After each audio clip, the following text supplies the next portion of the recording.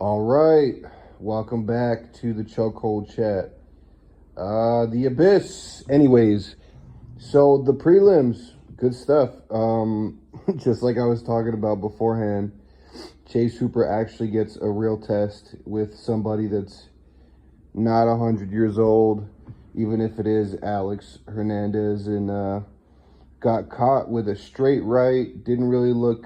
I mean, he looked okay on the feet, but just not as good as Alex Hernandez. Gets caught with the straight right, and then goes down and doesn't really move his head or anything.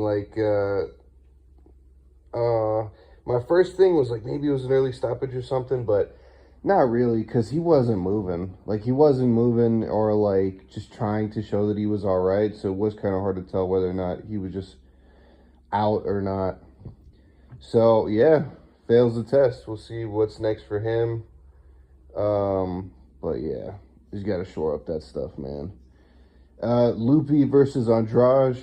That was cool. Lupi, I forget that she's got that crisp boxing style. She just doesn't really have a lot of pop on it. You know, Andrade wasn't respecting the striking from her, not the punching power or anything. But Andrade, she reminds me of like Vanderlei Silva, where she just kind of like opens up and then like swings from her hips and stuff. It's so funny. She's like a mini Vanderlei. Yeah, so that's that.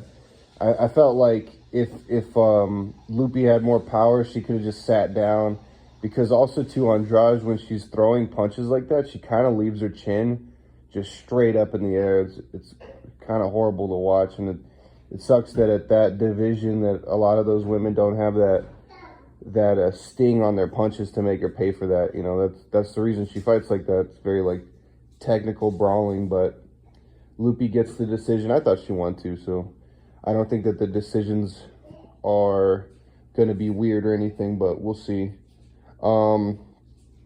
After that, GM3. See, GM3, Gerald Meerschaert just like gets worked with that left hand over the top and the back of the ear over and over again. And he's doing like that cupcake Kron Gracie where he keeps like, coming to my guard, coming to my guard. Just got blasted in a round. Good for Oleg Shayjuk. He called out Marvin Vettori. I thought that's a good one. I should give him somebody in the top 15. See if he's ready. And then after that new guy off of Contender Series, Susurkaev versus the Marine. I thought the other guy was doing really well in the first round. I mean, he like wobbled him and stuff. And yeah, I think maybe he just had like an adrenaline dump or something. But as of right now, I don't really know what to think of Susurkaev.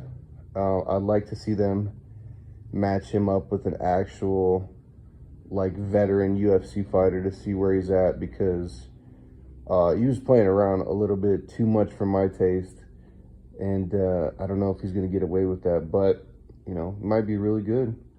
You never know. You're comfortable like that, he might be able to back it up. So prelims ended kind of early, like 15 minutes early, so I'm just waiting for this main card to start. Tim Elliott, Kaya Sakura should be really good. So that's my prelim breakdown, my reaction.